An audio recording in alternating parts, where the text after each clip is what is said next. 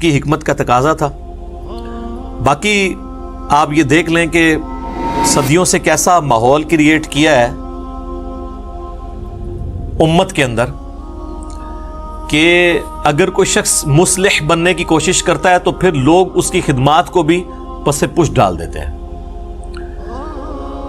مولانا طارق جمیل صاحب حافظہ اللہ تعالی کو دیوبند کے اندر ایک امام کی حیثیت حاصل ہے، اور حقیقت بات ہے کہ سارے علماء دیوبند نے مل کے دیوبندیت کی وہ خدمت نہیں کی جو ایک اکیلے بندے نے کی ہے۔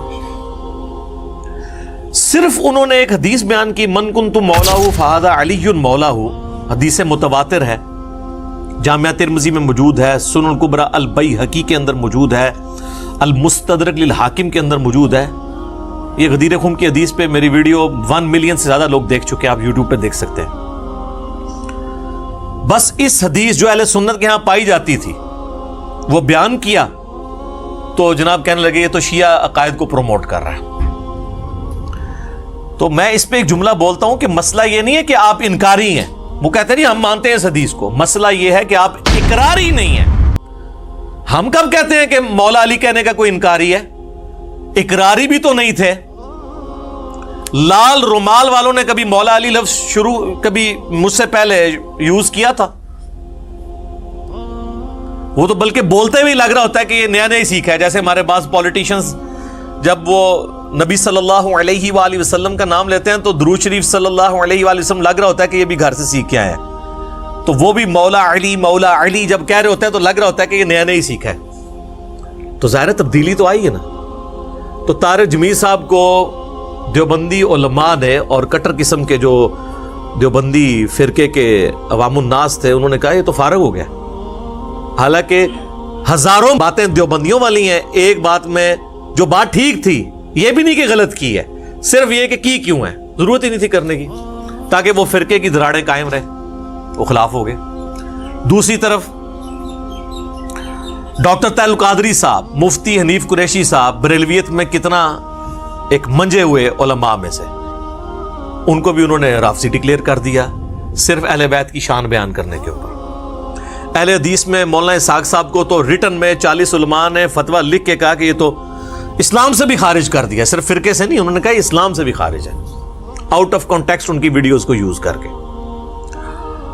تو اس سے ایک بات تو سمجھ آ گئی جو میں نے مولانا طارق جمیل صاحب کو بارہا جب میری ڈسکشن ہوتی ہے ان سے، میں ان سے کہتا ہوں کہ آپ دیکھ لیں کہ آپ ایک بات میں اختلاف کریں تو آپ کا فرقہ آپ کو اٹھا کے پھینک دیتا ہے۔ تو مجھے بتائیں، میرا تو 20 باتوں میں سب سے اختلاف ہے، مجھے کون ایکسیپٹ کرے گا؟ آپ کو تو ایکسیپٹ ہی نہیں کیا انہوں نے ایک بات کے اوپر، اور وہ بھی غلط بات نہیں تھی، لہٰذا ان پہ 4 تکبیریں پڑھ دیں۔ تو الحمدللہ اب آپ دیکھ رہے ہیں کہ انہوں نے کس طریقے سے بالکل بے پرواہ ہو کے جو صحیح بات ہے وہ کرنی شروع کر دی ہے پبلکلی، پہلے بھی ان کو کلیئر تھی لیکن اب وہ پبلکلی بھی کرتے ہیں الحمدللہ۔ تو ایسے ماحول کے اندر دعوت لانچ کرنے کے لیے حکمت کو اڈاپٹ کرنا ضروری ہے، اور لوگوں کو یہ بتایا جائے کہ فضائل صحابہ احمد بن حنبل کی کتاب جو ہے اس میں 2 احادیث صحیح سند کے ساتھ موقوفاً مولا علی رضی اللہ تعالیٰ عنہ علیہ السلام سے ہیں کہ نبی صلی اللہ علیہ وآلہ وسلم کے ریفرنس سے ہی ظاہر ہے یہ علم الغیب والی خبر ہے کہ مولا علی کہتے ہیں کہ میری وجہ سے 2 فرقے گمراہ ہوں گے اور 2 فرقے دوزخ میں جائیں گے، ایک میری محبت میں غلوف کر کے اور ایک میری دشمنی میں غلوف کر کے، گمراہ بھی ہوں گے اور دوزخ تک بھی پہنچیں گے۔ اچھا، محبت میں گمراہ ہو کر دوزخ تک پہنچنے والا جو فرقہ ہے وہ ہمیں بچپن سے بتایا گیا جی یہ رافضی ہیں، لیکن ہمیں دوسرے فرقے کا نہیں بتایا گیا۔ وہ کہتے ہیں وہ پہلے تھا، ایک ختم ہو گیا، خارجی اور یہ وہ، چونکہ آج وہ خود اس کا شکار ہیں تو ظاہر دوسرے کا تو نام نہیں لیں گے کہ دوسرا کون ہے۔ تو وہ تھے ناصبی، نسب کہتے ہیں کھڑا کرنے کو، جو حضرت علی کے خلاف کھڑے ہوئے، وہ قیامت تک رہیں گے۔ خوارج تو قیامت تک موجود رہیں گے، سنن نسائی میں حدیث ہے کہ خوارج قیامت تک رہیں گے، حتیٰ کہ ان کا آخری گروہ جو ہے وہ دجال کے ساتھ مل کے مسلمانوں کے خلاف ہوگا۔ تو آج کے دور میں بھی ناصبی موجود ہیں، خارجی موجود ہیں، اور انہی لوگوں میں موجود ہیں جو صرف رافضیت کی رٹ لگاتے ہیں اور وہ اپنے گناہ کو چھپانے کے لیے ایک دوسرا نعرہ اڈاپٹ کرتے ہیں. ہم کہتے ہیں رافضیوں کے بھی غلط عقائد کا رد کریں اور ناسبیوں کے بھی, اور اس پلیٹ فارم سے اللہ کے فضل سے کوئی نہیں بچا. رافضیوں کا کوئی ایک عقیدہ نہیں آپ بتا سکتے جس سے ہمیں اختلاف ہو کتاب و سنت کی روشنی میں, اور اس پلیٹ فارم سے اس کا علمی رد نہ ہوا ہو, گالی گلوچ والا نہیں. چاہے وہ عقیدہ جو ہے وہ ریلیٹڈ ہو امامت سے, خواہ وہ توحید کے حوالے سے ان کے اندر خرابیاں ہوں, چاہے محرم کی رسومات ہوں جھولے کی شکل میں, ماتم اور پنجوں کی شکل میں, کوئی ٹاپک نہیں بچا اسی پلیٹ فارم سے علمی رد ہوا ہے اور لوگوں کی اصلاح کا سبب بنا ہے. اور ناسبیت کا رد بھی اسی پلیٹ فارم سے ہوا ہے. باقی انہوں نے تو سب نے اپنے اپنی مرضی کی چیزیں پکڑی ہوئی ہیں. سب سے زیادہ ضرورت اہل سنت کے ہاتھ تھی ناسبیت کے رد کی, کیونکہ اپنے گھر کی صفائی پہلے کرنی چاہیے, دوسروں کو تو کہنا بڑا آسان ہے. میں آپ کو ایک چھوٹا سا ایک علمی ٹوٹکا بتا دیتا ہوں, آپ چیک کر لیں کہ صحیح مسلم میں 240 نمبر حدیث ہے. سیدنا علی خود راوی ہیں, وہ کہتے ہیں کہ اس ذات کی قسم کہ جس نے دانے کو پھاڑ کر اناج کو اگایا اور مخلوقات کو پیدا کیا, نبی امی نے مجھ سے یہ عہد لیا تھا کہ اے علی تجھ سے محبت نہیں رکھے گا مگر مؤمن, اور تجھ سے بغض نہیں رکھے گا مگر منافق. تو محبت علی از دا لٹمس ٹیسٹ آف ایمان. صحیح مسلم 240 نمبر حدیث.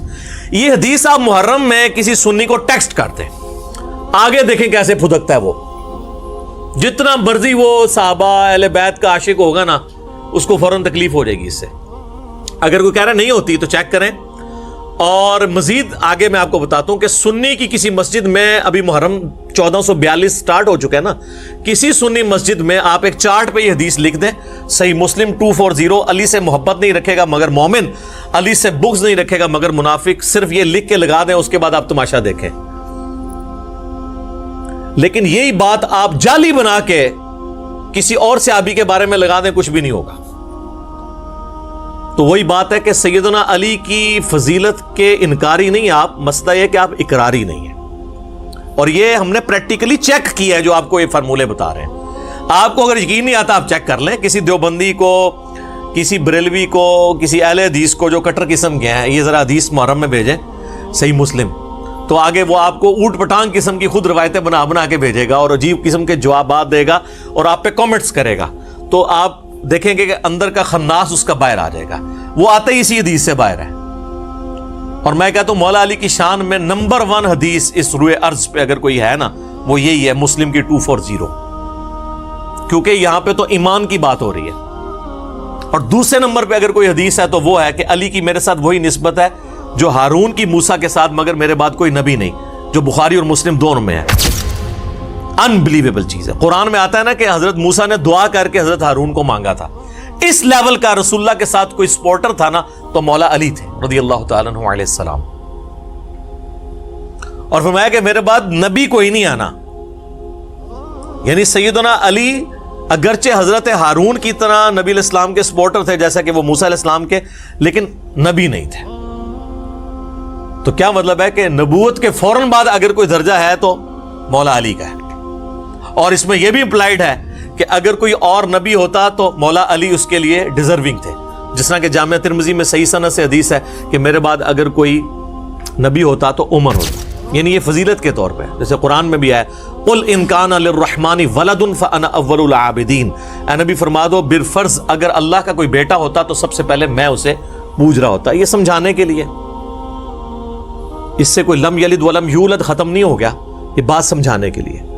تو یہ جو فضیلت ہے سیدنا علی رضی اللہ تعالیٰ عنہ کی, لٹمس ٹیسٹ آف ایمان, صحیح مسلم 240, علی کی میرے ساتھ وہی نسبت ہے جو ہارون کی موسیٰ کے ساتھ, بخاری مسلم دونوں میں حدیث. اور تیسری ہے من کنت مولاہ فہذا علی مولاہ, غدیر خم کی حدیث. یہ 3 ٹاپ آف دا لسٹ فضائل ہیں. ویسے تو بہت زیادہ ہیں. المستدرک للحاکم میں صحیح سند کے ساتھ امام احمد بن حنبل کا قول ہے کہ ذخیرے احادیث میں سب سے زیادہ احادیث جس شخص کی فضیلت میں ہیں وہ علی ابن ابی طالب ہے رضی اللہ تعالیٰ عنہ علیہ السلام. صلاۃ